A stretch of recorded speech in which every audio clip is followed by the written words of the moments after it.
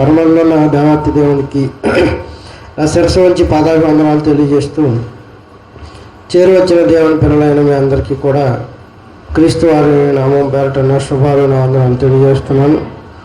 లూకా గారు రాసిన సువార్త 19వ అధ్యాయము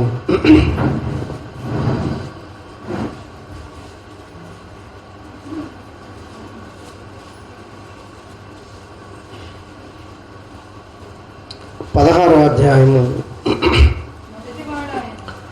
లూకా గారు రాసిన సువార్త 16వ అధ్యాయము 19వ వాక్యం నుండి చూద్దాం. ప్రియులారా, ధనవంతుడు అక్కడ ఉండెను. అతడు ఊదా రంగు బట్టలను సన్నపు నార వస్త్రములు ధరించుకుని ప్రతిదినము బహుగా సుఖపడుచుండువాడు. లాజరు అని ఒక దరిద్రుడు ఉన్నాడు. వాడు కురుపులతో నిండిన వాడై ధనవంతుని ఇంటి వాకిట పడి ఉండి అతని బల్ల మీద నుండి పడు రొట్టె ముక్కలతో ఆకలి తీర్చుకొని కోరెను. అంతేకాక కుక్కలు వచ్చి వాని కురుపులు నాకిను.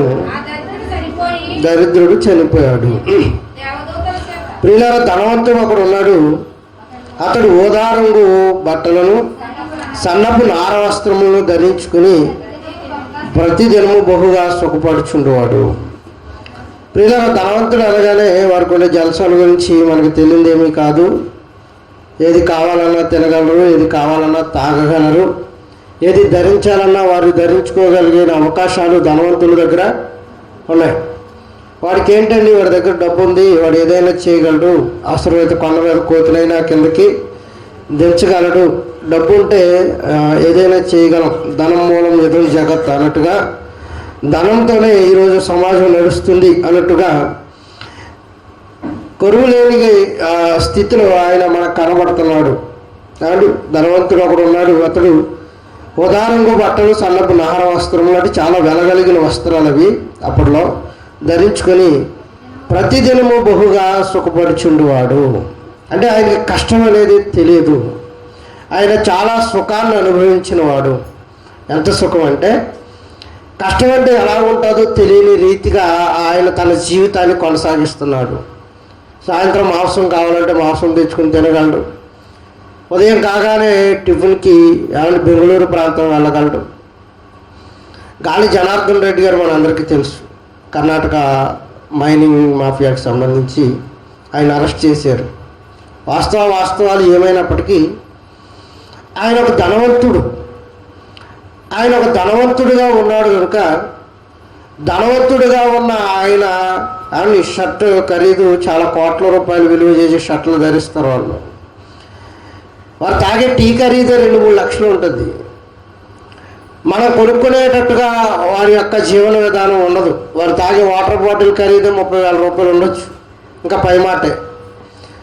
ఇలా మనం మాట్లాడుకుంటూ పోతున్నప్పుడు వారు లేదేది సుఖానికి అనర్హం అన్నట్టుగా వారు బహుగా సుఖపడుచుండేవారు.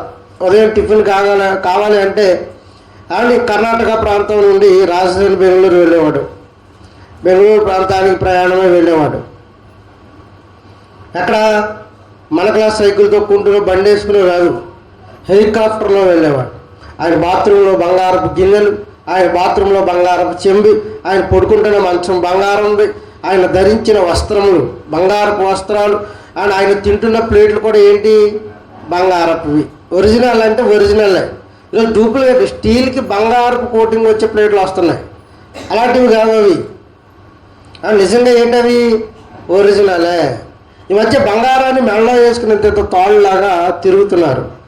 చాలామంది ఇంటర్వ్యూలు చేసినప్పుడు నిజంగా వాస్తవానికి అదంతా బంగారం అనుకున్నారు చాలామంది. తర్వాత బంగారం టెస్ట్ చేసేవాడిని ఇంటర్వ్యూ దగ్గర పెట్టుకుని ఈ తాడులో లేక ఈ కడి పెద్ద కడియాలు మీరు చూసే ఉంటారు, హైదరాబాద్లో ఉంటారు ఈ బడాబాబులు. అండ్ అంతంత కడియాలు బంగారపు వాడిని అక్కడ పెట్టుకుని ఆ కడియం తీసి ఇందులో బంగారం ఎంత ఉందంటే అందులో 2% 3% మాత్రమే బంగారం ఉంది, మిగతాదంతా ఏంటిది, రోల్డ్ గోల్డ్. మరి ఎంతకాలం ఎలా కనిపించాడు, బంగారపు బాబులాగా కనిపించాడు. అందుకే మెరిసేదాన్ని ఏం కదట, బంగారం కాదు అన్నట్టుగా. అండ్ ధనవంతులకు ఏది కాదు అనర్హం అన్నట్టుగా వారు ఏదైనా చేయగలరు, ఏదైనా సాధించగలరు. ఒక ఆయన తన కూతురు వివాహానికి 650 కోట్ల రూపాయలు ఖర్చు పెట్టి, ఏముంటుందండి వివాహం? తాళి కట్టడమే కదా ఆఖరిగా. ఆఖరి మధ్యలో ఏంటి వివాహంలో? తాళి కట్టడం, మిగతా వాళ్ళ అక్షింతలు వేయడం, ఇదే. ఇప్పుడు ఒక భారీ ధనవంతుడు చనిపోయాడు అనుకోండి, ఆయన అంత్యక్రియలు వేరుగా ఉంటాయి. అదే మామూలు పేదవాడు చనిపోయాడు అనుకోండి, ఈయనకు ఒక 6 అడుగులు పెట్టే అండి, ఒక 4 జోగులు ఇలాగా 1 కేజీ పిండో పెట్టుకుని మెల్లిగి వెళ్ళిపోతాం. మరి చాలా మంది ధనవంతుడు చనిపోయాడు అనుకోండి, ఆయన పార్థివ దేహాన్ని ఎన్ని రోజులు ఉంచుతారు అక్కడ? సుమారుగా ఒక 1 వారం రోజులు అండి, ఒక 4-5 రోజులు సందర్శకుల సందర్శనార్థం, అంటే చూసే వాళ్ళ నిమిత్తం ఆ బాడీని అక్కడ పెడతారు. తక్కువ దేహస్థితిలో ఉండి చచ్చిపోతే అది శవం, ఎక్కువ డబ్బు ఉండి చచ్చిపోతే అది పార్థివ దేహం. అంటే కొంచెం బడాయి అన్నమాట, మీకు అర్థం కావడానికి. కొంత డిగ్నిఫైడ్గా ఉంటుంది పార్థివ దేహం. అంటే శవం అంటే అలాంటి వాళ్ళు శవం అనకూడదు, బాగోదు. వారిది పార్థివ దేహం అనాలి, మనం చచ్చిపోతే శవం అంటారు. అండ్ ఈ పార్థివ దేహాన్ని ఇంత గొప్పగా అలంకరించిన, ఇక వెండి బంగారు ధనధాన్య సమృద్ధులతో ఆయన్ని లేపనాలు పూసిన, ఈ టీ కప్పులు అందించేవాడో లేక మరొకటో వీడు కూడా చచ్చిపోయిన తర్వాత వీడికి ఏముకు జల్లుకుంటా వెళ్ళిపోయినా ఆఖరి మధ్యలో ఏంటి ప్రియులారా? బంగారం పెట్టైనా ఎక్కడ పెట్టాలి? 6 అడుగుల గోతులోనే పెట్టాలి. ఈ 6 అడుగుల చెక్క ఈ పిండితో వెళ్ళిన వాడు కూడా అక్కడికి వెళ్తాడు, అక్కడికే పోతారు. అల్టిమేట్గా జరిగేది ఏంటంటే మన్ను అయినది వెనకటం వల్లే మన్ను అయిపోవాలి. బంగారం వేసి పెట్టారు కనుక బంగారం అవ్వదు అది ఇక, ఎందుకంటే అది దేవుని యొక్క నిర్ణయం. ఇలా ధనవంతులకు ఏది లోటు ఉండదు అన్నట్టుగా మనకు అర్థమైపోతుంది. ధనవంతులకు ఏది లోటు ఉండదు. ఏది మీ కొడుకు ఆడుకుంటూ వచ్చి నాన్న హెలికాప్టర్ కొనరా అన్నాడు అనుకోండి, కొంటారు మీరు? కొంటారు. బొమ్మ హెలికాప్టర్ కొనవా ఆడుకుని. అదే ధనవంతుడిని అడిగాడు అనుకోండి, మనం కొన్నట్టుగా చిన్న ఆడుకునే వస్తువులు కొనుక్కొస్తాడా? నీకు లోటు ఏంట్రా, నువ్వు ఎవరివి? ధనవంతుడు కొడుక్కో బోయింగ్ విమానం అంటాడు. అది ఒరిజినల్, అది మన దగ్గర ఉన్నది ఏంటి? డూప్లికేట్. కనుక మనకి వారికి అంత వ్యత్యాసం ఉంది. అలా సుఖపడి బ్రతుకుతున్నవాడే ఇక్కడ మనం చదువుకుంటున్న ధనవంతుడు. కొడుకు ఏది కావాలంటే ఇవ్వగలడు, కూతురుకు 650 కోట్ల రూపాయలు పెట్టి వివాహం చేయగలడు, భార్య ఏమడిగితే అది ఇవ్వగలడు. ఏమన్నా అన్నం వండుకుంటాకి బంగారపు ఏంటది అన్నం కొండ ఒకటి కొనండి అని మీ ఆయన్ని అడిగి చూడండి, కొండడా? మన బతికేంటి, మన పరిస్థితి ఏంటి అని ఏం లేదు, ఇది లేదు, మీసాలకి ఎవడో చెంపంగి నూనె అన్నట్టు మామూలు నోటి గతి లేదు మనకి. మళ్ళీ చెంపంగి నూనె ఆర్డర్ పెట్టుకుని మళ్ళీ దాన్ని మీసాలకు రాసుకోవడం. కనుక ఇలాంటి పరిస్థితుల నడుమ మనకి ఏమర్థమవుతుంది ఇప్పుడు? ఇలా ధనవంతులైతే బంగారపు దాక కొనుక్కోగలరు, బంగారపు చేప కొనుక్కుని ఇవ్వలేడు. చేప ఏం తినాలి? మాంసం కలిగిన దాన్ని కొనుక్కుని తినాలి. ఏది ఏమైనా వారి లైఫ్ స్టైల్ చాలా వేరుగా ఉంటుంది. అప్పుడప్పుడు మనం కూడా ఏమనుకుంటాం అంటే, నన్ను దేవుడు అనవసరంగా ఈ కుటుంబంలో అడేసాడు, బంగారు డబ్బు ఉన్నవాడు ఇంట్లో పడేసినా బాగుండని దేవుడికి ఏమీ తెలియనట్టు, అంతా మీకే తెలిసినట్టు, ఎక్కడ పుట్టాలో కూడా మీరే సజెషన్ చేసే స్థాయిలో ఆయన ఉన్నట్టు, కానీ ఎక్కడ పుట్టకూడదో మరలా ఆయనకి సలహాలు ఇచ్చే స్థితిలో మనం ఉన్నట్టుగా అని మరింత గర్వానికి వెళ్ళిపోయేవారు ఉండకండి ప్రియులారా. మన మాటలు భూమి మీద ఉన్నాం కదా, ఎలా ఉండాలట? చాలా పొదుపుగా ఉండాలి, చాలా తక్కువ ఉండాలి. ఎందుకంటే మనం నిన్నటి వారమే కానీ రేపటి వారము కాము. ఏమో ఈ క్షణం గడిచిన తర్వాత మనం ఏమైపోతామో ఎవరికి తెలియదు. మనం నిన్నటి వారమే, వెనకటి దినము వారమే, రేపటి దినము వారం ఎంత మాత్రమును కాము. అలాగని ఈ సుఖాలు సౌఖ్యాలు ఇవి శాశ్వతమని అనుకోకండి. బళ్ళు వాడలు బళ్ళుగా మారిపోయే రోజులు కూడా వస్తాయి. ఒకప్పుడు మనకి ఎవరికి తినడానికి కడుపు నిండా ఆహారం ఉండేది కాదు. ఇప్పుడు తినడానికి ఆహారం ఎవరికి కరువు చెప్పండి? ఎవడన్నా బియ్యానికి వస్తుండే, ఎర్రబాబు బియ్యం పట్టుకెళ్తామంటే ఒక ఇప్పుడు బియ్యం వద్దు డబ్బులు ఇవ్వండి అంటున్నాడు. అంటే ఏం లేదు, కరువు లేదు. పైగా 5 ఇచ్చుకుంటున్నాడా? డిమాండ్ మళ్ళీ ఈ వేషం వేసుకుని వస్తే 50 ఇవ్వాలి, వేషం లేకోకుండా వస్తే 10 ఇస్తే సరిపోదు కదా. అందరికీ అనుభవమే కదా ఈ మాటలు. కనుక ఇలా డిమాండ్ చేసే పరిస్థితుల్లో మనకి ఏం కరువు ఉందండి? అప్పుడు కరువులో బ్రతికారు.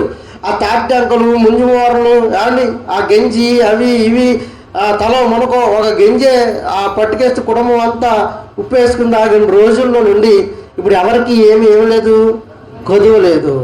అంటే సుఖానికి బాగా అలవాటు పడ్డవారముగా మారాము. అలాగే సుఖపడకూడదు అని కాదు, సుఖపడాలి. కానీ బళ్ళు వాడలు బళ్ళుగా మారే రోజులు వచ్చినప్పుడు ప్రియులారా, ఈ సుఖాన్ని అనుభవించిన వాడు ఆ కష్టాన్ని అనుభవించడానికి చాలా ప్రయాసపడతాడు. అందుకే ఏం చేయాలంటే ఉన్నప్పుడు ఎలాగ ఉన్నామో లేనప్పుడు కూడా అలాగే ఉండాలి. దేవుడు కలిగిస్తాడంటే ఇస్తాడు, అన్నీ ఇస్తాడు. నువ్వు అడిగితే ఆయన నీ ప్రవర్తన నీ ఆలోచన ఆయనకు నచ్చితే సమస్తం అనుగ్రహిస్తాడు.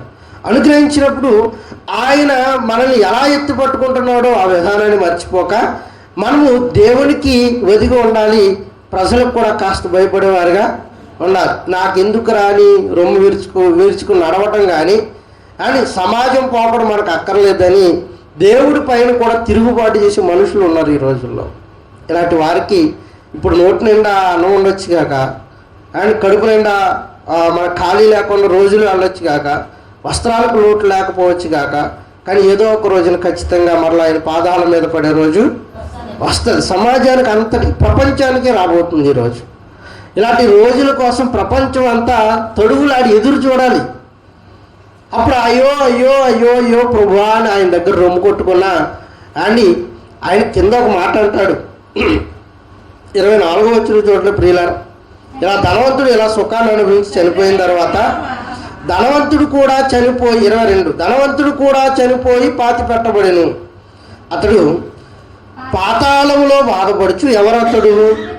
ఇప్పుడు మనం చెప్పుకున్న ఈ ధనవంతుల కేటగిరీ అంత. అతడు పాతాళంలో బాధపడుచు తండ్రి అయిన అబ్రహామా, నా యందు కనికరపడి తన వేలి క్రొనను నీళ్లలో ముంచి నా నాలుకను చల్లార్చుటకు లాజరును పంపమని వేడుకుంటున్నాడట. ఎవరు? భూమి మీద ధనవంతుడు. అక్కడికి వెళ్ళిన తర్వాత ఈయన పోస్ట్ ఏమైంది? మరి అక్కడికి వెళ్ళిన తర్వాత ఈయన అనుభవించిన సుఖం ఏది? అక్కడికి వెళ్ళిన తర్వాత ఈయన సంపాదించిన బంగారం గిన్నెది? అక్కడికి వెళ్ళిన తర్వాత ఈయన కట్టుకున్న మేడలే? అక్కడికి వెళ్ళిన తర్వాత ఈయన తయారు చేసుకున్న చెంబేది, గ్లాస్ ఏది, టీ ఏది అని మనం ఆలోచిస్తే ఇక్కడ వేరు, అక్కడ వేరు. ఇక్కడ పరిస్థితులు వేరుగా ఉంటాయి. మనం ఈ విశ్వాంతరాలను దాటి వెళ్ళిపోయిన తర్వాత అక్కడ పరిస్థితులు వేరుగా ఉంటాయి. చనిపోయారు. ధనవంతుడు చనిపోయాడు, దరిద్రుడైన లాజరు కూడా చనిపోయాడు. ఇద్దరు పాతి పెట్టబడ్డారు. ఇద్దరు ఒకే రీతిలో సమాధి చేయబడ్డారు. ఇద్దరి ఆత్మలు ఈ లోకాన్ని విడిచిపెట్టి పరదేశికి వెళ్ళాయి. పరదేశికి వెళ్ళిన తర్వాత జరిగిన ఒక యథార్థ సంఘటన భూమి మీద ఉన్న తన పిల్లలైన వారందరికీ తెలియాలని రాశాడు. అందరికీ తెలియాలి. ఏదో బైబిల్లో అరకొరగా చదువుకుంటూ పోయేవారుగా కాక, అసలు ధనవంతుడు అక్కడికి పోతే మనకేంటి, ధనవంతుడు లాజర్ని నీళ్ళు అడిగితే మనకు వచ్చిన ప్రాబ్లం ఏంటి, ఇవన్నీ అసలు ఎందుకు రాయించాలి అని మనం ఆలోచిస్తే ప్రియులరా, దేవుడు ఒక అద్భుతమైన సత్యాన్ని ఈరోజు మనతో మాట్లాడాలనుకుంటున్నాడు. అబ్రహామును అడుగుతున్నాడట. ఎవరు? ధనవంతుడు. అబ్రహాము రొమ్మునున్న లాజరును చూసి నా యందు కనికరపడి అన్నాడు. నా యందు ఏం పడి? కనికరపడి. నా యందు ఏం పడాలి నువ్వు? కనికర పడవయ్యా అన్నాడు. కనికర పడవయ్యా అన్నాడు. కనికర పడాలా? ఒకసారి మత్తయి సువార్త 5వ అధ్యాయం 7వ వచనానికి వెళ్దాం ప్రియులారా. మత్తయి సువార్త 5వ అధ్యాయం 7వ వచనం చూడండి. కనికరము గలవారు ధన్యులు, వారు కనికరము పొందెదరు అని ఉంది బైబిల్లో. కనికరము గలవారు ఎవరట? ధన్యులు అవుతారట. వారు కనికరము పొందుతారు. ఇప్పుడు ధనవంతుడు ఏమడుగుతున్నాడు ప్రియులరా? ఆ దరిద్రుడైన లాజరును చూచి అబ్రహాముతో అంటున్నాడు, అబ్రహామా, తండ్రి అయిన అబ్రహామా, నా యందు కనికరపడి కనికరపడి కనికరపడి. ఎవరి మీద కనికరపడాలి? ధనవంతుడు భూమి మీద దరిద్రుడైన లాజరు మీద కనికరపడ్డాడా అంటే లేదు. కానీ పైకి వెళ్ళిన తర్వాత అడుగుతున్నాడు, లాజర్ను మాత్రం నా మీద కనికరపడమని అడుగుతున్నాడు. అయ్యో కనికరపడవయ్యా, ఒక్కసారి కనికరించవయ్యా అన్నాడు. ఈ మాటలు అలా పెట్టండి. గలతీయులకు రాసిన పత్రిక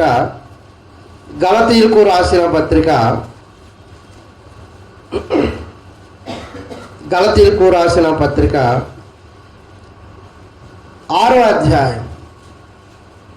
గలతీయులకు రాసిన పత్రిక 6వ అధ్యాయం 7వ వచనంలో 2వ మాట నుండి చూద్దాం ప్రియులారా.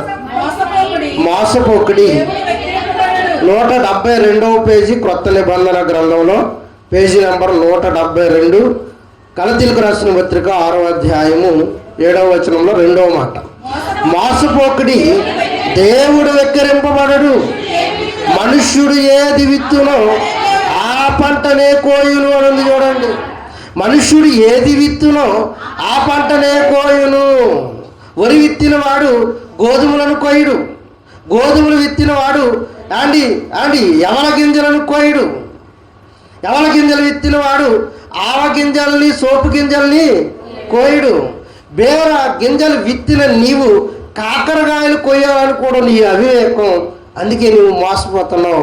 మోసపోకండి, దేవుడు మాత్రం వెక్కిరింపబడాడు. నువ్వు ఏ పంటనైతే విత్తుతావో నువ్వు అదే పంటను ఏం చేయగలవు, కోస్తావు. అండ్ విత్తిన వెంటనే ఉదయానికి వస్తుందా పంట? ఉదయం రాగానే పంట వచ్చేస్తుందా? మళ్ళీ దానికి ఏం కావాలి? సర్టన్ టైం కావాలి. ఎలీషా ఉన్నాడా? ఎలీషా గారి శిష్యుడు గెహజీ ఉన్నాడు.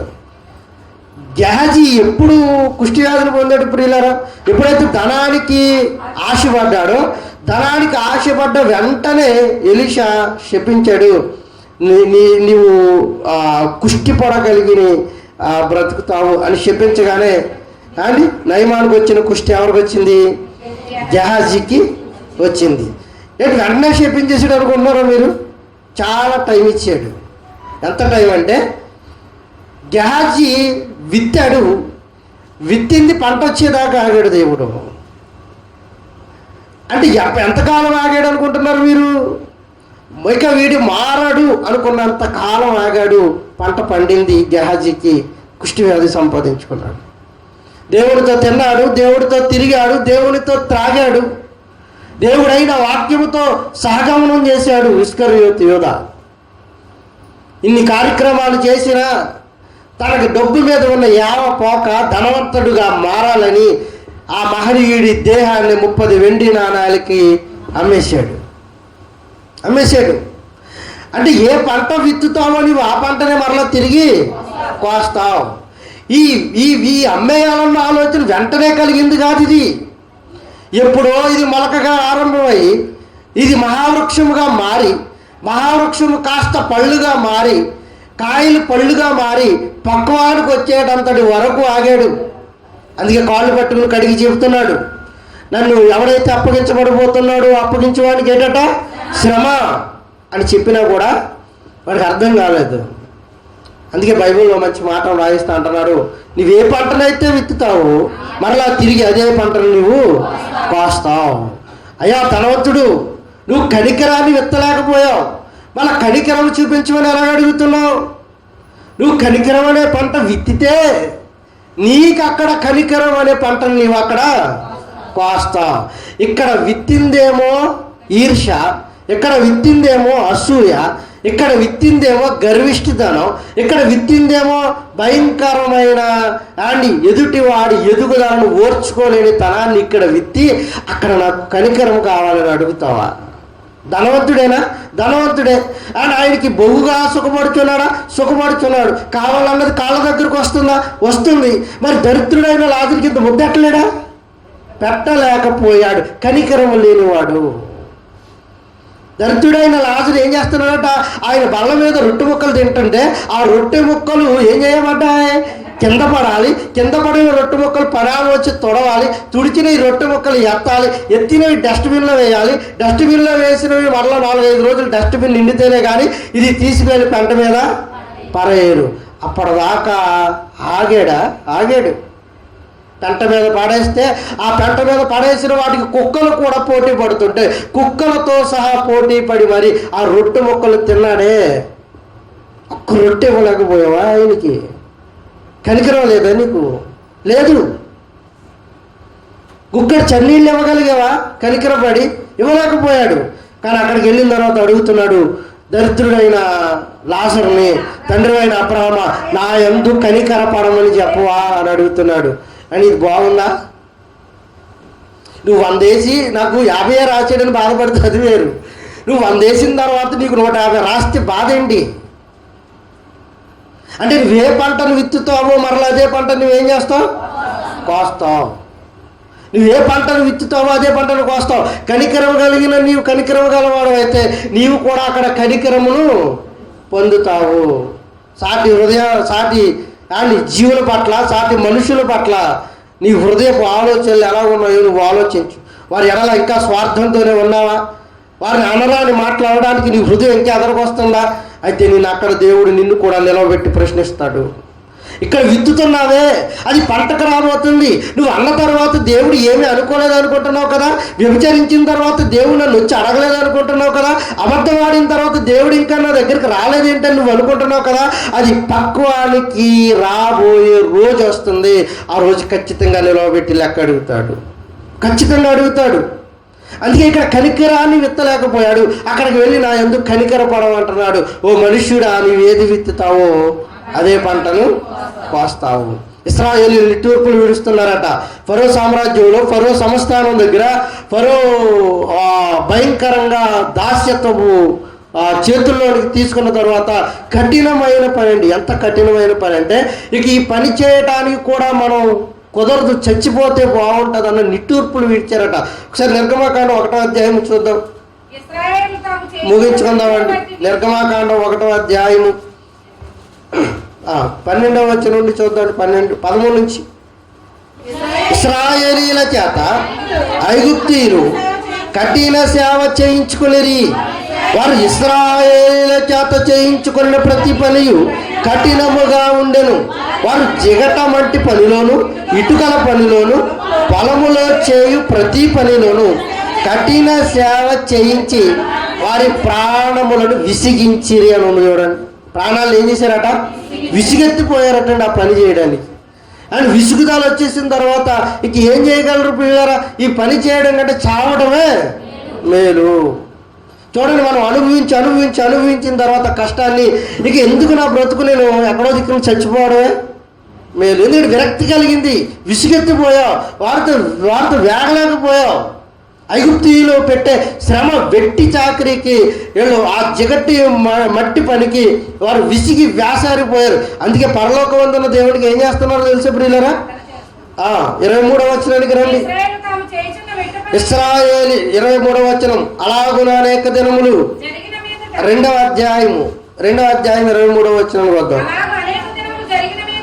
అలాగా అనేక దినములు జరిగిన మీదట ఐగుప్తు రాజు చనిపోయెను. ఇశ్రాయేలీయులు తాము చేయుచున్న వెట్టు పనులను బట్టి నిట్టూర్పులు విడుచుచు మొరపెట్టుకొనిచుండగా, తాము వెట్టి పనులను బట్టి వారు పెట్టిన మొర దేవుని యొద్దకు చేరింది అని ఉంది. ఎక్కడికి వెళ్ళిందంటే ఈ మొర? వారు పెడుతున్న ఈ నిట్టూర్పులు, వారు ఏడుస్తున్న ఈ ఏడుపులు, వారు అనుభవించిన ఈ శ్రమ, వారు అనుభవించిన ఈ కష్టం అంతా దేవుని దగ్గరకు మొరపెట్టుకుని దేవుని దగ్గరికి చేరితే దేవుడిచ్చిన ప్రతిఫలం ఏంటో తెలుసా ప్రియులరా? మిస్టర్ ఫరో, నా పిల్లలందరినీ నువ్వు విడిచిపెట్టకపోతే నా పిల్లలు ఎలా నిట్టూర్పులు విడిచారో నీవు కూడా అలాగే నిట్టూర్పులు, నీ దేశం నిట్టూర్పులు విడుస్తుంది. నా పిల్లలు ఎలా ప్రాణాలు విసిగి వ్యాసారిపోయారో నీ దేశంలో ఉన్న ప్రతి ఒక్కరిని ఎలా గల్లాడిస్తాను. మీరు ఏది విత్తుతారో అదే పంటను మీ చేత కోయిస్తానన్నాడు. దీన్నే కర్మ సిద్ధాంతం అని చెప్పుకుంటున్నారు ఈ మధ్య. అని మనం సాటివాడికి ఏది చేస్తే తిరిగి మరలా మనకైతే రిటర్న్ వస్తుంది. కొన్నిసార్లు రాకపోవచ్చు కూడా.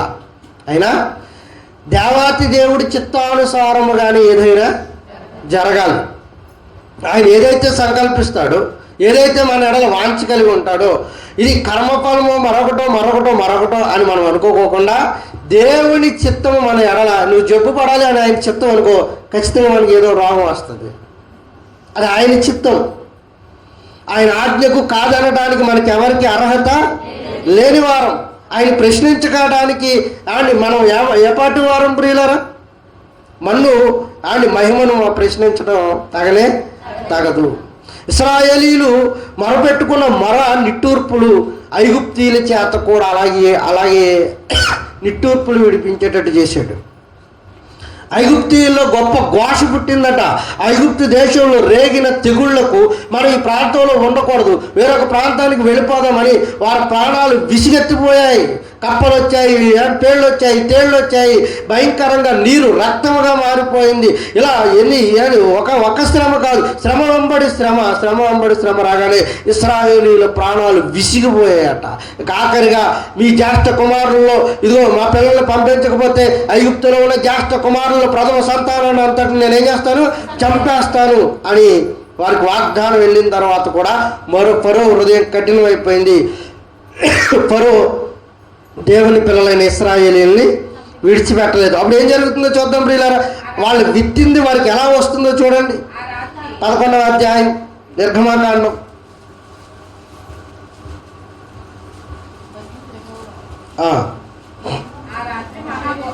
నిర్గమాకాండం 11వ అధ్యాయం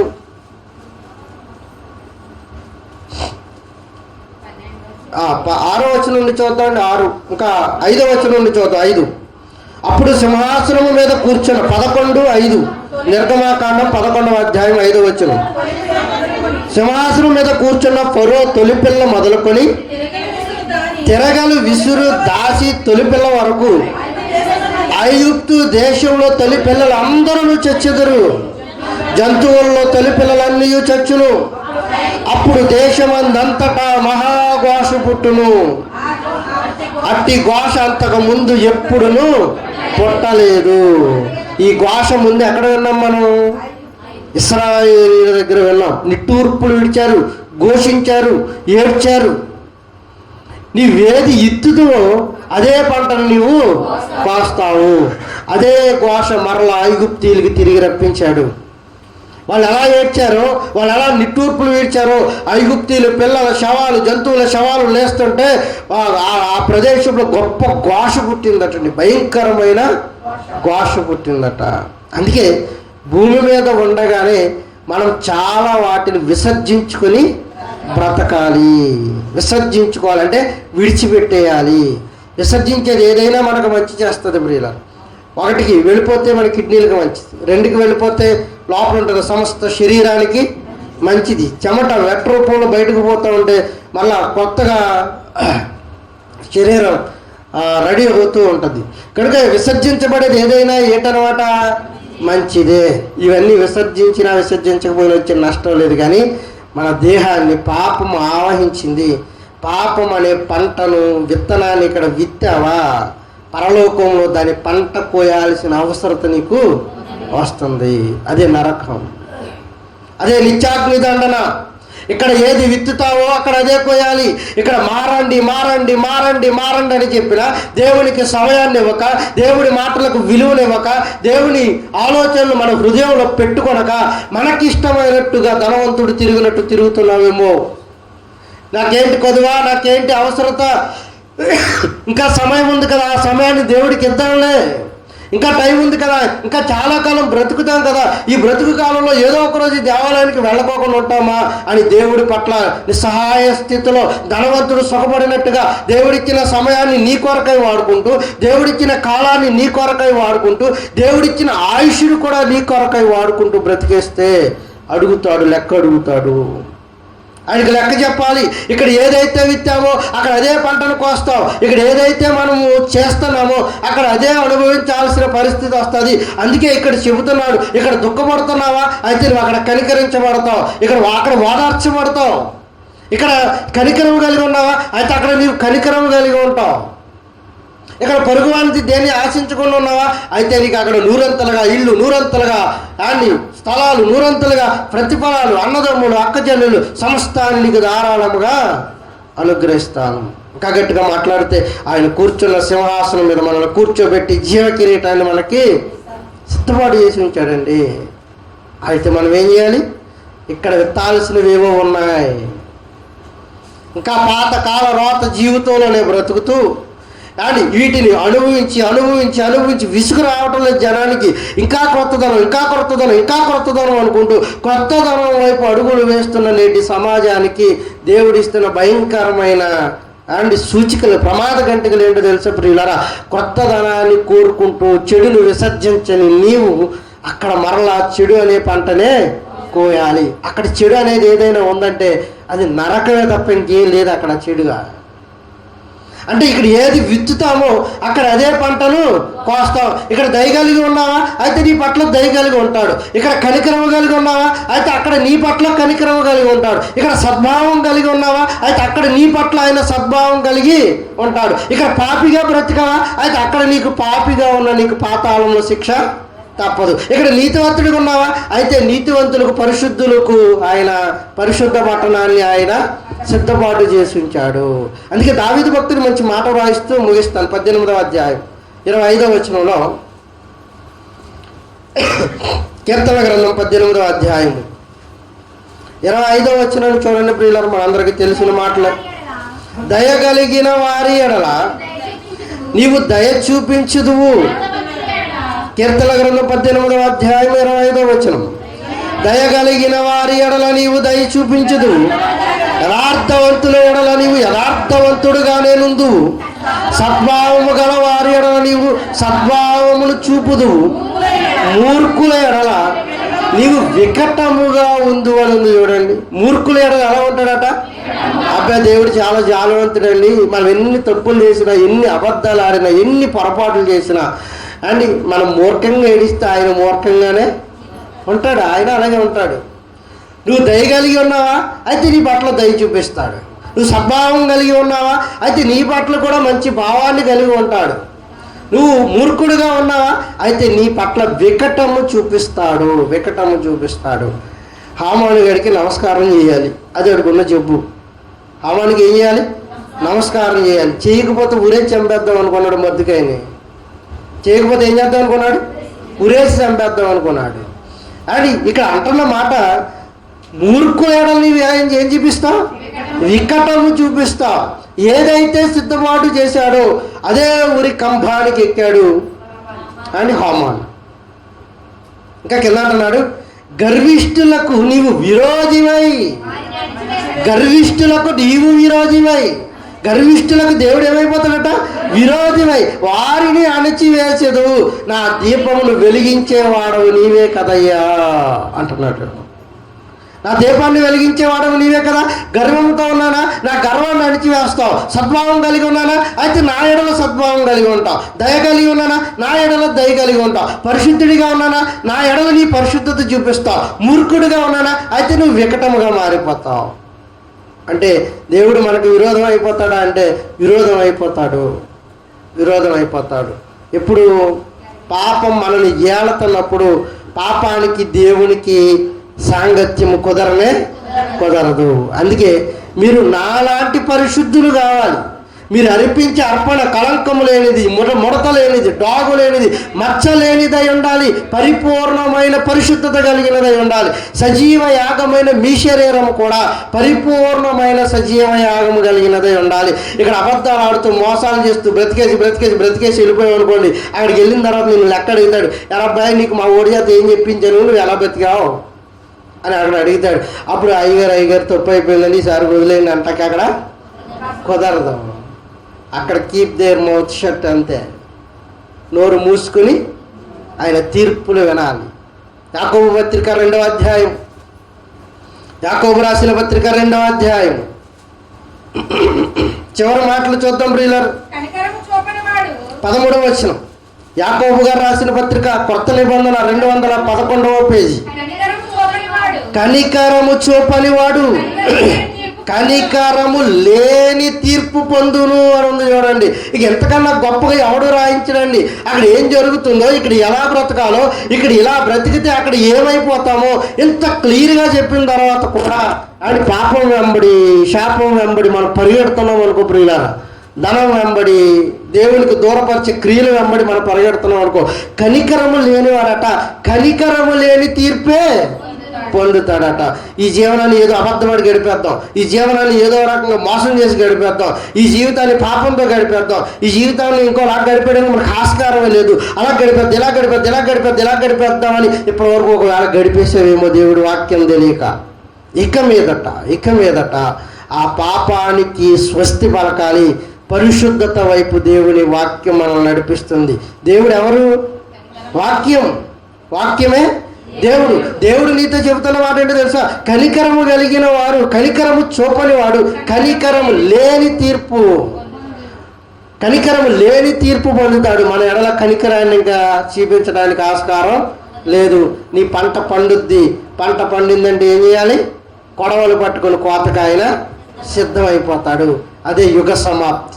యుగ సమాప్తి మన జీవితాల్లోనికి రాకముందే, మనం చనిపోయిన తర్వాత అయినా యుగ సమాప్తి రావచ్చు, మనం బ్రతుకుండగానైనా యుగ సమాప్తి రావచ్చు. వాట్ ఎవర్ మేబీ, ఏది ఏమైనప్పటికీ మనం మాత్రం ఏం చేయాలి?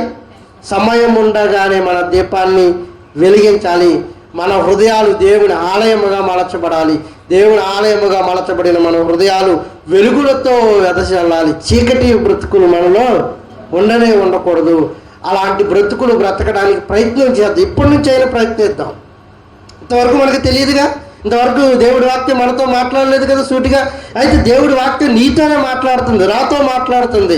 దేవుడి వాక్యం మనతో మాట్లాడుతున్నప్పుడు మనం ఆ వాక్యానికి విధేయత చూపించగలిగితే నిజంగా వాక్యం మనలోనికి వస్తుంది. మనలోనికి వాక్యం ఎప్పుడైతే వస్తుందో పరిశుద్ధత వైపు మనం అడుగులు వేయడం ఆరంభం అవుతుంది. పరిశుద్ధత వైపు అడుగులు వేస్తే నువ్వు కనికరం కలిగిన దానివిగా మారుతావు, దయగలిగిన దానివిగా మారుతావు. సద్భావం నీలోనికి వస్తుంది. గర్వాంధ హృదయాన్ని విడిచిపెడతావు. సాటి హృదయాల పట్ల సమాన భావం కలిగినదిగా, జాలి కలిగిన హృదయాలు మనలోనికి వస్తాయి ప్రియులరా. అలా వచ్చి మనము కూడా దైవాంశ సంభూతులుగా మారగలిగితే దేవుడు మనకు పరలోక రాజ్యాన్ని ఇస్తాడని గుర్తిస్తారని ఈ కొద్ది మాటలు ఆయన వినుకుడులు ఆశీర్వదించి దీవించునుగాక. దయగల వారిపై దయ చూపించును, కఠినుల ఎడల వికటము చూపును. దయగల వారిపై అందరూ మోకాళ్ళెత్తాం ప్రియులారు.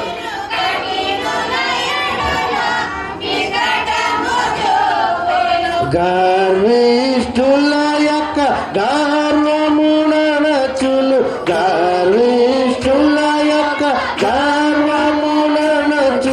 సర్వము నెరిగిన సర్వాధికారి, సర్వము నెరిగిన సర్వాధికారి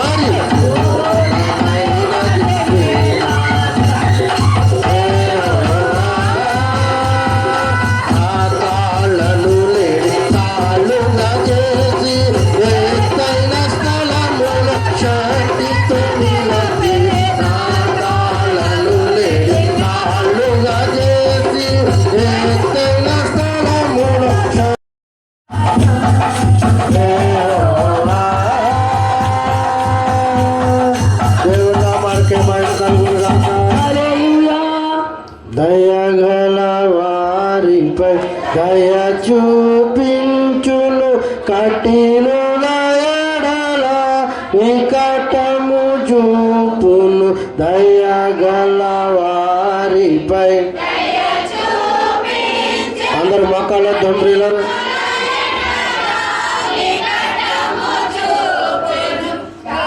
నిష్ఠుల యొక్క గర్వముడనచెను, గర్విష్ఠుల యొక్క గర్వముడనచెను. సర్వమునిగిన సర్వాధికారి, సర్వమునిగిన సర్వాధికారి యెహోవా నా బలమా. యథార్థమైనది నీ మార్గం, పరిపూర్ణమైనది నీ మార్గం యెహోవా. సకల ఆశీర్వచన స్తోత్రములకు కారణభూతుడా మమ్మల్ని కనతండి అయ్యా. నీ బిడ్డలు నీ మాటలు విన్నారు. దయగలిగిన వారి ఎడల నువ్వు దయ చూపిస్తావని, కనికరము గల వారి ఎడల నీవు కనికరము చూపిస్తావని, సద్భావము కలిగిన వారి ఎడల నువ్వు సద్భావము చూపించే దేవుడవని, గర్విష్ఠుల గర్వాన్ని అణచగలిగిన సమర్థుడవని అయ్యా నీ బిడ్డలు విన్నారు. అయ్యా మేము గర్వాంధులుగా ఉన్నామేమో, మేము ధనవంతుడు ఇదిగోనైనా నిన్ను విసర్జించినట్టుగా విసర్జించి బ్రతుకుతున్నామేమో, మా హృదయాల్లో తగ్గింపు జీవితాలు లేవేమో, మా నడవడికల్లో తగ్గింపు లేదేమో, మా ఆలోచనలో తగ్గింపు లేదేమో, మా మాటలో తగ్గింపు లేదేమో. అయ్యా ఇంతవరకు నీ వాక్యము మమ్మల్ని తాకలేదేమో. నీ దయగలిగిన మాటలు నీ బిడ్డలను తాకుతుండగా కనికరము గల వారు ధన్యులు, కనికరము పొందుతారని నీ లేఖనాలు సెలవిస్తున్నాయి. అయ్యా కనికరము కలిగిన వారిగా నీ బిడ్డలను మార్చండి, దయగలిగిన వారిగా నీ బిడ్డలను మార్చండి. గర్వాంధ హృదయాలు మాలో నుండి తీసివేయండి ప్రభు, మెత్తని హృదయాలు చేయమని అడుగుతున్నాం. నీ బిడ్డలందరూ పరిశుద్ధత వైపు అడుగులు వేయాలి. నీ బిడ్డలందరూ మీరు ఇచ్చే పరలోక రాజ్యాన్ని మేము స్వతంత్రించుకోవాలి. కనికరము చూపని వాడు కనికరము లేని తీర్పు పొందుతాడని, ఏ పంటను విత్తుతావో అదే పంటను నీవు కోస్తావని నీ లేఖనాలు సెలవిస్తున్నాయి. నీ మాట శిలాశాసనం, ఆకాశము భూమి గతించినా గతించుకుపోతాయేమో కానీ నీ మాటలకు గతింపు లేదయా. అయా గొప్ప దేవుడు, మహిమ కలిగిన దేవుడు అయా. ఇదిగోనైనా నీ బిడ్డలను ఆదరించండి. నలిగిపోయి ఉన్నాము, విరిగి వేసారిపోయి ఉన్నారేమో. వారికి కలిగిన శ్రమలు, వారికి కలిగిన ఇబ్బందులు, వారికి కలిగిన ఉపద్రవాలు, వారికి సంభవిస్తున్న శోధనలు అవి అన్నిటినీ జయించడానికి మీ శక్తి సామర్థ్యాలు బిడ్డల కోసమండి. కరోనా సంస్థ బిడ్డలందరినీ మీ చేతులకు అప్పగిస్తున్నాను. ఆయా బిడ్డలైన వారందరినీ మంచి ఆరోగ్యాలతో అనుగ్రహించండి, చక్కటి విడుదల కలిగించమని అడుగుచున్నాను. రోగులున్నారు స్వస్థపరచండి, గాయం పెట్టబడిన వారు ఉన్నారు స్వస్థపరచండి. వారి అనారోగ్య పరిస్థితులతో ప్రభు కొట్టుమిట్టాడుతున్న నీ బిడ్డలు ఉన్నారు, కనికరము చూపించమని అడుగుచున్నాను. అయ్యా నువ్వు మాట మాత్రం సెలవిస్తే మా బ్రతుకులు మారిపోతాయి, మీరు ఆజ్ఞ ఇస్తే మా బ్రతుకులే మారిపోతాయి. మీ వస్త్రపు చెంగులో స్వస్థత, మీ ఉమ్ములో స్వస్థత, అయ్యా మీ మట్టిలో మీరు నడిచిన ఆ దుమ్ము కణాలలో స్వస్థత అయ్యా. అట్టి స్వస్థత చేత నీ బిడ్డలందరూ ఆవరించమని అడుగుచున్నాను. ఇదిగో జ్వరాలతో పీడింపబడుతున్నవారు, నొప్పుల చేత బాధింపబడుతున్నవారు, భయంకరమైన కీళ్ళ నొప్పుల చేత బాధించబడుతున్నవారు అయ్యా, ఇదిగోనండి భయంకరమైన శోధనల చేత, భయంకరమైన అనారోగ్యాల చేత, వైద్య శాస్త్రానికి చిక్కని రోగాల చేత ఇదిగో బాధింపబడుతున్న నీ బిడ్డలు ఉన్నారు అయ్యా. బిడ్డలను ఆదరించండి, కనికరించి కృప చూపించమని అడుగుచున్నాను అయ్యా. ఇదిగోనండి వైద్య పరిజ్ఞానం మించిన ప్రభా, ఇదిగోనండి టాబ్లెట్లు వాడుతున్న తగ్గని రోగాల చేత బాధపడుతున్నారు అయ్యా. నీవు మాత్రమే స్వస్థతనివ్వగలవు, అట్టి రోగాల నుండి విముక్తి చేయగలవు. ఇదిగో స్వస్థపరిచావు నీవే కనుక మీ చిత్తమైతే బిడ్డలను ముట్టండి. ఈ మధ్యాహ్న కాల సమయంలో బిడ్డల విషయమే ప్రార్థిస్తుండగా మీ పరిశుద్ధాత్మ అగ్ని చేత వారిని తాకమని అడుగుచున్నాను అయ్యా. పాలకొల్లు పెద్దనాన్న గారిని మీ చేతులకు అప్పగిస్తున్నాను. నీ కుమారుడు ఎడల మీ చిత్తము ఏమై ఉన్నదో మాకు తెలియదు కానీ సర్వము ఎరిగిన వాడవు, సమస్తానికి ఆధారభూతుడవు అయ్యా. నీ కుమారుడు ఎడల నీ చిత్తాన్ని నెరవేర్చండి. ఏదేమైనా మీ చిత్తానికి మేము తలగాల్సిందే కనుక ప్రభు లోక వైద్యం నీ బిడ్డకు అందిస్తున్నారు. లోక వైద్యం కంటే నీ పరమ వైద్యం మరింత గొప్పది. లోక వైద్యంతో పాటు పరమ వైద్యాన్ని అందించండి. డాక్టర్లకు చక్కటి ఆలోచన అనుగ్రహించండి. ప్రభు వైద్యాన్ని ఏ రీతిగా ముందుకు తీసుకువెళ్ళాలో నీ బిడ్డలకు నేర్పించండి అయ్యా. మీ కన్ను చూపు, మీ ఆదరణ నీ బిడ్డ మీద ఉంచమని అడుగుచున్నాను. ఈ మధ్యాహ్న కాల సమయంలో నీ బిడ్డను దర్శించండి. మీ దేవదూత గణాలతో దర్శించమని అడుగుచున్నాను. మీ పరిశుద్ధాత్మ అగ్ని చేత శిరస్సు నుంచి చివరి పాదాల వరకు కాల్చమని అడుగుచున్నాను. విడుదల విడుదల విడుదల కలిగించండి అయ్యా. నువ్వు గొప్ప దేవుడు, మేము నిమిత్త మాత్రము, దుమ్ము వంటి వారము, ధూళి వంటి వారము. కార్యం చేసే దేవుడవు నీవే, మహిమ పొందుకునే దేవుడవు నీవే. నీ బిడ్డను అనేకులు ఎదుట ఇదిగో బలమైన సాక్షిగా నిలవబెట్టమని అడుగుతున్నాం అయ్యా. ఇదిగోనైనా అనేక రోగగ్రస్తులున్నారు, ప్రార్థించమని ఎందరో అడిగి ఉన్నారు. ప్రార్థించమని ప్రతి బిడ్డను మీ చేతులకు అప్పగిస్తున్నాను. ఇదివరైనా శిరోమణి గారిని మీ చేతులకు అప్పగిస్తున్నాను. నీ బిడ్డకు కలిగిన బలహీనత సమస్తం ఎరిగిన వాడు, డాక్టర్లో మీరుండి మాట్లాడండి. నీ బిడ్డ ఉపవాస దినాలు పూర్తయ్యేసరికి చక్కటి వర్తమానంతో నీ సన్నిధానంలో సాక్షిగా నిలబెట్టండి. నా దేవుడు దేనికైనా సమర్థుడని, నా దేవుడు ఏదైనా చేయగలడని, ఇదిగో ఆయనకు సమస్తము సాధ్యమేనని నీ బిడ్డ విశ్వాస పరిమాణాన్ని బట్టి బిడ్డకు స్వస్థత అయ్యా. ఇదిగో నన్ను విశ్వసించిన వాడు, ఇదిగో మీరు నమ్మదగిన వాడు, ఎంతైనా నమ్మదగిన వాడు. నమ్ముట నీ వలనైతే నమ్మువాడికి సమస్తము సాధ్యమేనన్నావు అయ్యా. ఆవగింజంత విశ్వాసము కలిగి కమ్మల చెట్టును పెక్కలింపబడి సముద్రంలోకి వెళ్ళి పడవంటే పడుతుందని చెప్పిన దేవా అయ్యా. నీ బిడ్డ విశ్వాసము కలిగి ఉందో లేదో నాకు తెలియదు అయ్యా. నీ బిడ్డ విశ్వాసాన్ని, ఉపవాసాన్ని స్వీకరించండి. కడుపు కట్టుకొని, ఇదిగోనైనా నడుము కట్టుకొని, తన కోరికలు కట్టుకొని నీ దగ్గర మోకాళ్ళుని ప్రార్థించి అడుగుతుంది అయ్యా. ఇదిగోనైనా నీతివంతుల విజ్ఞాపన బహుబలము గలది కనుక, నీతివంతుల ప్రార్థనల వైపు మీ చెవులున్నాయి కనుక అయ్యా. నీ బిడ్డ ప్రార్థన ఆలకించమని అడుగుచున్నాను. నీ బిడ్డకు పరిపూర్ణమైన స్వస్థత, పరిపూర్ణమైన విడుదల కలిగించండి. మధ్యాహ్న కాల సమయంలో బిడ్డను దర్శించమని అడుగుచున్నాను. మీ గాయపడిన హస్తము చేత బిడ్డను తాకండి. ఏ బలహీనత చేత ప్రభువా నీ బిడ్డ ఇదిగోనైనా ఏ బలహీనతతో బాధపడుతుందో ఆ బలహీనతను సమూలముగా తీసివేయమని అడుగుచున్నాను.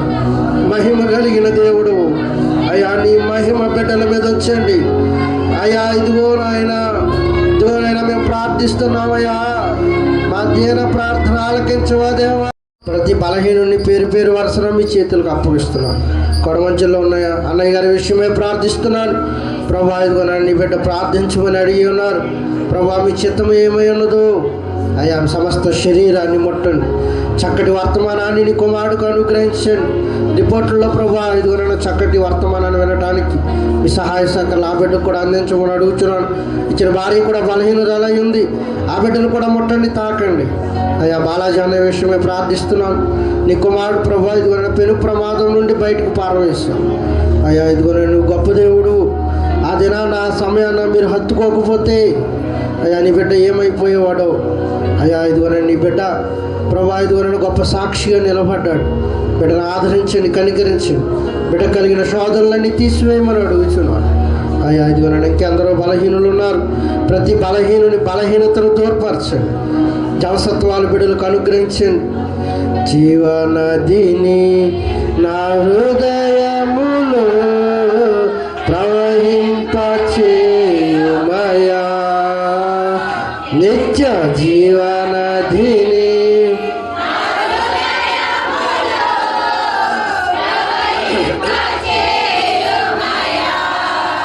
ఎండిన ఎముకలన్నీయు తిరిగి జీవింపచేయుమయా.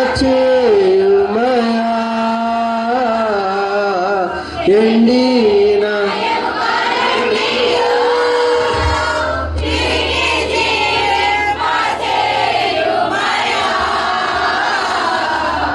జీవనదిని నా హృదయములో ప్రవహింపచేయుమయా. నిత్య జీవనదిని నా హృదయములో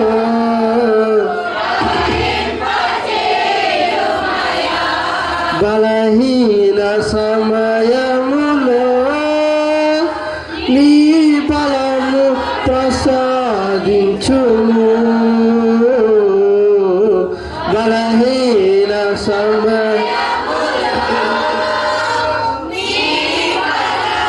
ప్రసాదించుము. జీవనదిని నా హృదయములో ప్రవహింపచేయుమయా. నిత్య జీవనదిని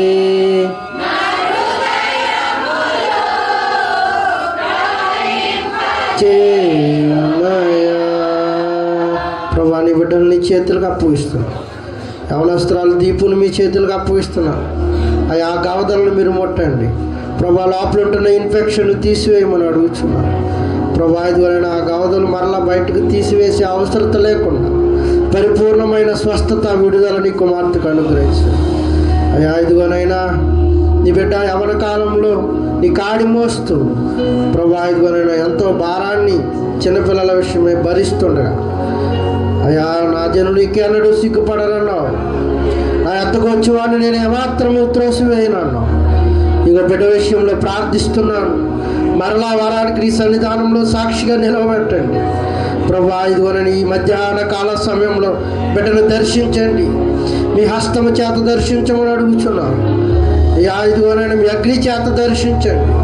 మీ పరిశుద్ధాత్మ అగ్ని చేత మండించి ప్రభు అయ్యా. ఇదిగోనని తైలాన్ని తాగుతుండగా ప్రభా పరిపూర్ణమైన స్వస్థత విడుదల కుమార్తెకు అనుగ్రహించింది.